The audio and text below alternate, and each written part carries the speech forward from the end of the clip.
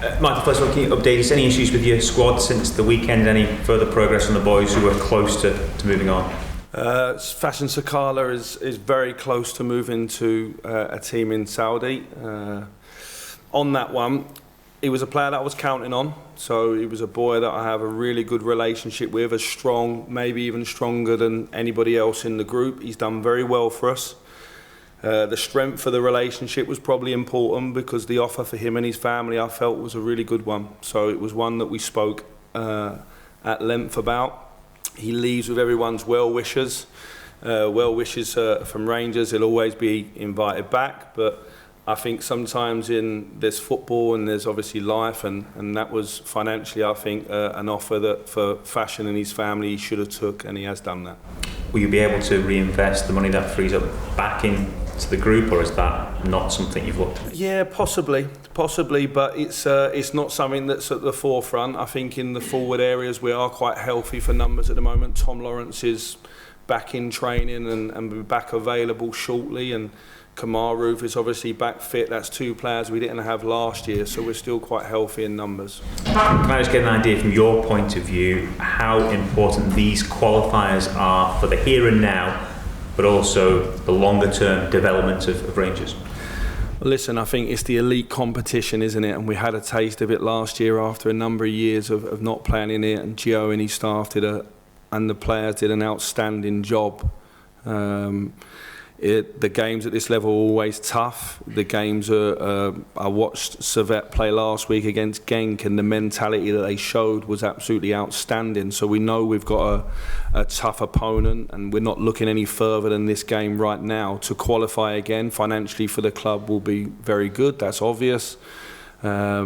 And that's our aim right now. We know we're guaranteed group stage football regardless. But at the moment, we can't look any further than tomorrow night's first leg and making sure we get a positive result. You're likely to make a few changes, Michael, from Saturday? Yeah, naturally we'll refresh the group a little bit. One or two have had a few more days in their legs, and so naturally we'll refresh the squad, and the same again for the weekend after. Yeah. How's Ridvan? Is he come back in the contention yet? No, not yet. Ridvan will be back, I believe, before and be available for selection for the Morton game, all going well. What's the kind of situation with Ben Davies? Obviously he said they had an issue last week, he was left out the squad for tomorrow night's game, and what's the latest with Ben? Ben will return to training probably Tuesday or Wednesday of next week.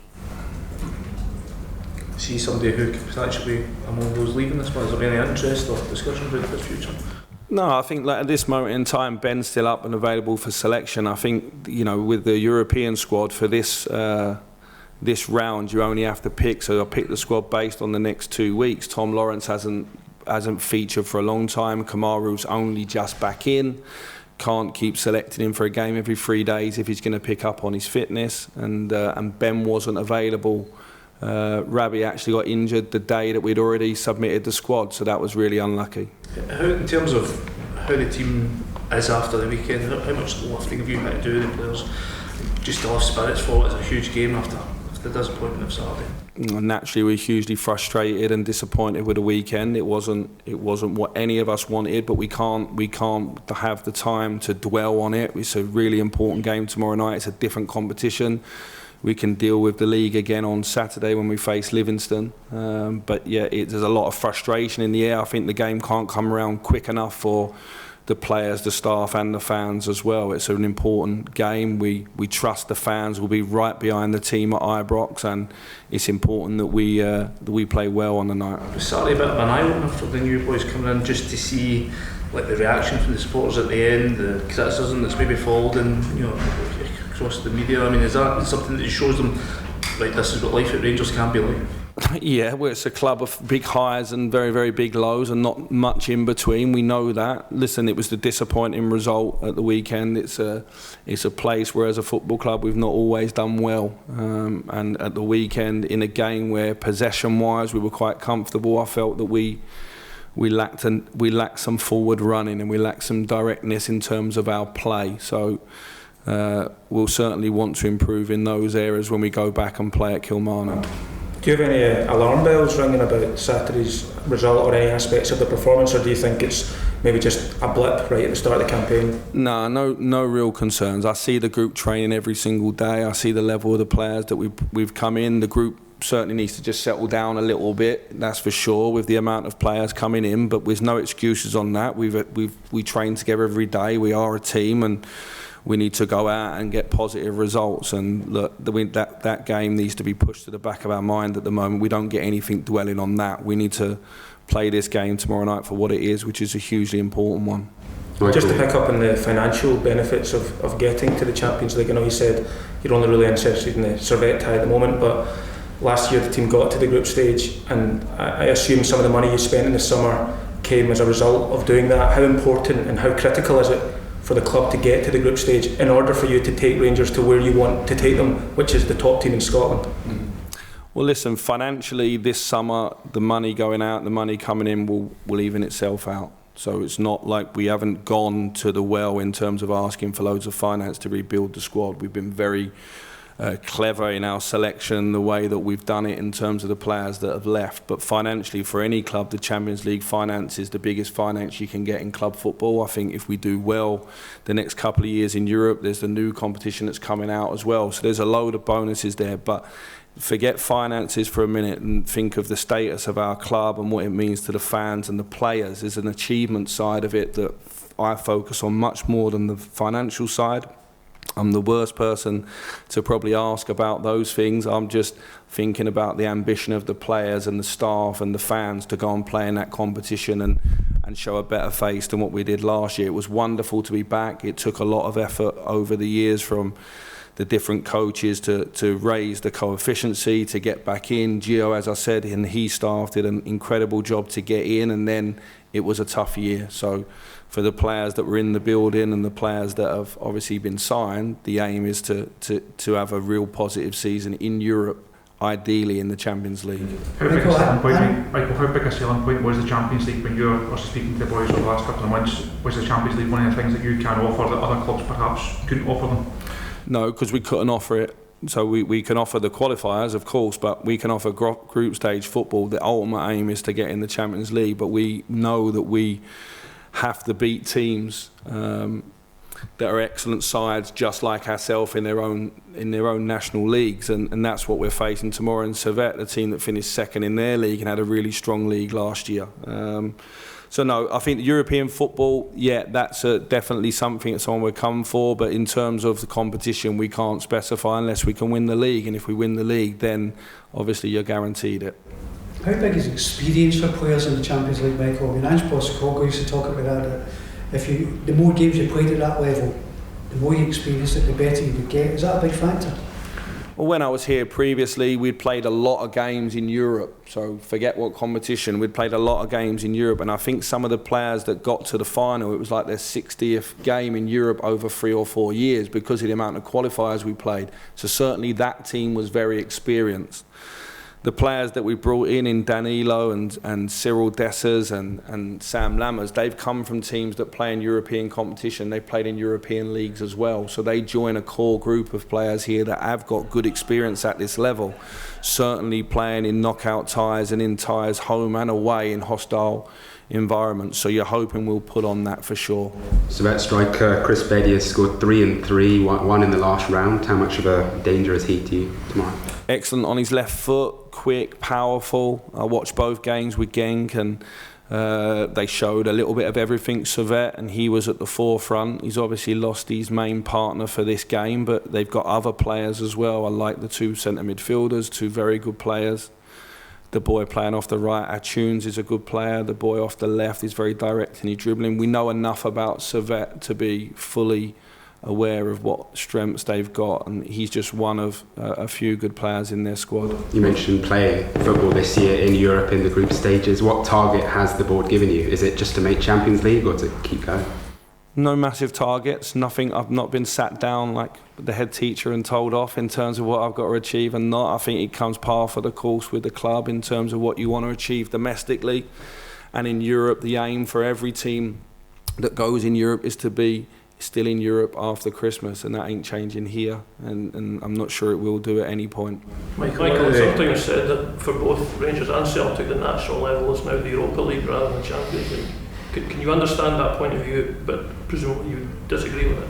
Depends what balls come out of them pots, isn't it? Because last year I thought the group stage for Rangers, it was a massive reward for all the years of getting back in the teams that we faced, and it was tough. But I believe if we're fortunate enough, or we earn the right to get in this year, we jump up a pot, and then the draw can be different. I remember being in a group with Porto and Feyenoord when we was in the Europa League, and that was certainly a tough group. So I think when you get in the competitions, I looked at the Europa League last year, it looked like the strongest Europa League I can remember in terms of the level of the teams that were in there as well. So I think you at this level, all the teams have got really good players, and most of the teams we play against spend more money than the teams from Scotland in terms of the players that they bring in. So when you get to that level, you know you're playing against high quality. Because there's been criticism of the way the team played at the weekend. Among that's people saying there's perhaps a lack of width in the team. How assured are you that you've got the options in your team that you need to go and cut open opposition? Listen, there's loads of coaches after a game you don't win, and that's the nature of the business. That's being a football coach. You try to black that out. You believe in the work that you're doing. The team played the same way and won a hell of a lot of games last season, scoring lots of goals. So, and certainly away from home. So, you know, when it's right, and when it's wrong, I get it. And it's everyone's entitled to their own opinion. I believe the way that we play is fine. We just have to be a bit more decisive. You mentioned the other day you're going to have another 8 games before the international break. You're not going to have that much time on the training field with the players. Is that a concern for you, or is playing games the best way to get the guys to sort of link together and find that cohesion? I think at this moment in time, more playing and less analysing, and you can only play the next game. You don't start 1-0 up or 1-0 down. You just play the next game that's in front of you, and I think that the ball needs to roll a little bit. We've signed good players. They come from good pedigree. They come from good clubs. You all went and done the background checks on them coming in. So, okay, let's just get on with playing. The fans will get behind the team as long as the team play with the energy of the fans, and they want to see, which is what everybody inside is pushing for as well. Has there been any movement on Glenn Kamara's situation? No movement on Glenn Kamara's situation, no. You talked about the outstanding mentality of Servette. So how are you expecting for the game tomorrow? Well, I think that would have been hugely exciting for the fans back home in Switzerland, and it was a fantastic job. Genk were a really dangerous team. I think everyone's aware of that, and I thought over the 2 games it was fascinating games to watch because we were on the outside looking in. The first game it went end to end, but the second game was hugely difficult with the early sending off, and I thought the fitness and mentality, the organisation of the team was outstanding, and at the end that's probably what won the day for Servette. So we know that they have that inside them. We know that they're a good team, and it will be 2 cracking games, but firstly here, but we know that next week is a sellout over in Geneva as well. So we're excited to go over and let's see, the 2 great games to play in. Because Stephen used to call on the Ibrox crowd in these kind of occasions to sort of lift the team. How much do you need the crowd tomorrow night just to get behind the boys and lift them up after this point in the weekend? Yeah, but we can count on them. We know we can count on them. They're as strong as anywhere in the world. We know that on European nights. We've seen the stand shaking, we've seen the celebration, we've seen it all, and we know how important they are. They know how important they are as well. And at the weekend, they showed what they bring to this football club. It's important that the players on the pitch match that and actually give them something to stay on their feet cheering, and together that's hugely strong. It's a famous place to play European football, Ibrox, and that's what makes our club special.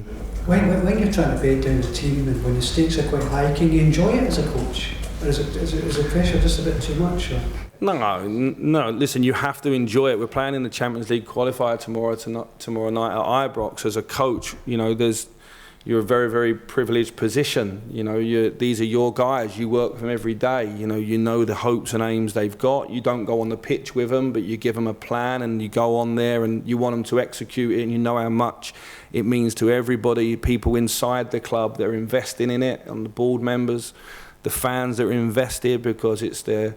So I think I'm in a hugely privileged position. You have to remember that. You know, we've obviously the last few days have not been ideal with the result of the weekend, but I wouldn't want to switch position with anybody else. I love the job that I have. It's a huge privilege, and it's important we go out on the pitch super positive tomorrow to attack this game. When we see the budget on the players that are playing for Rangers, that are playing for Servette, there's a big difference. So we can clearly say you're the favourites. Do you agree with that? If you want to call us the favourites, it's fine. We'll see how the first leg goes, and next week it might be the reverse. So let's see. I think that it's Servette, you've earned your right to be here. You played excellent over 2 games against a very strong team where you were the underdog. And you're here, so no one at Rangers underestimating Servette, not in any shape or form.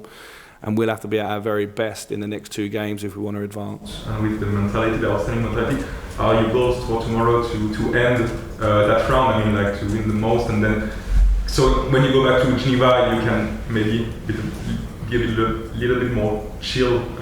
No, because I don't believe at this level of the competition that will happen. In my experience of European football, the game always goes to the second half or the last 20 minutes of the second leg, and I'm sure this is going to be the case, and we certainly won't be coming off or making too many changes or anything like that. This is a hugely important game for both teams. We're paying it the respect it deserves.